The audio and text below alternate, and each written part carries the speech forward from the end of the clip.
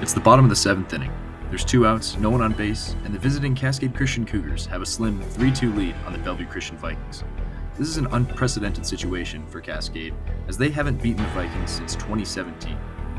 Now, they're 1 out away from sealing their first victory over the Vikings in 6 years. But to understand how we got here, first we have to rewind.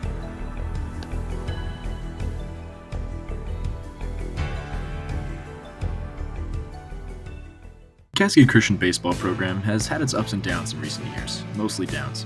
And part of that is due to the fact that they've had a different head coach nearly every year between 2018 and 2021.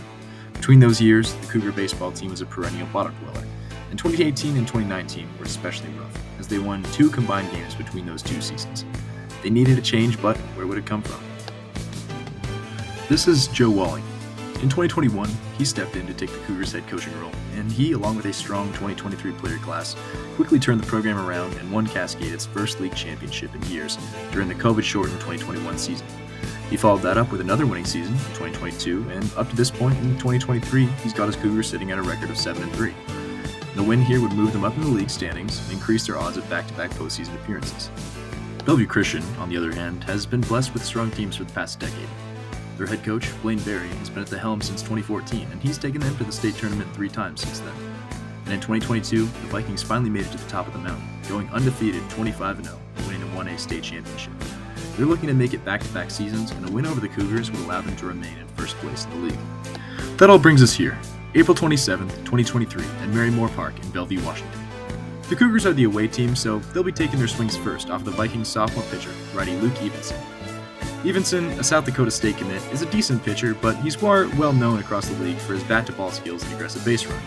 In fact, he led the league in stolen bases during his freshman campaign.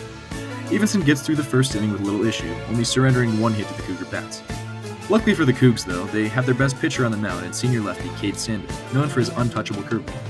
Sando carves through the first 3 Vikings he sees, striking out 2. Back to the bats for the Cougs. It's now the top of the 2nd inning. After getting 2 men on base, freshman catcher Ben Dewey steps up to bat.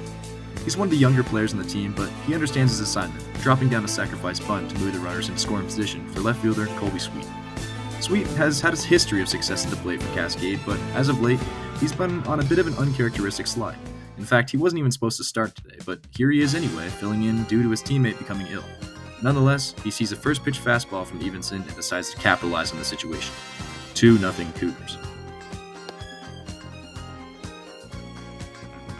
The Cougs would score again in the 3rd inning, on this error by second baseman Declan England to make it 3-0. Cade Sando is rolling at this point, making quick work of the batters he sees from the 2nd through the 5th innings. The Vikings aren't used to this kind of performance, and they've been playing like they've been caught off guard throughout this whole game so far. Well, until now, that is. Sando walks George Fox University commit Taylor Franklin, then he walks Brock Ryan. Then Declan England strides up, looking to make up for his costly error in the 3rd inning. And that is exactly what he does. 2 runs score is now a 1-run ball game. Sando finally does get out of the inning by striking out Ryder Brickman, but not before the damage is done. It is now 3-2 Cascade. The Cougar bats go down quietly in the top of the 7th. After getting the first 2 Vikings out, Cade Sando is relieved by Caleb Humphreys, a junk-throwing righty who's been an innings eater for the Cougars all season. All Caleb has to do is get 1 more out. 1 more out, and the Cougars will beat the Vikings for the first time since 2017.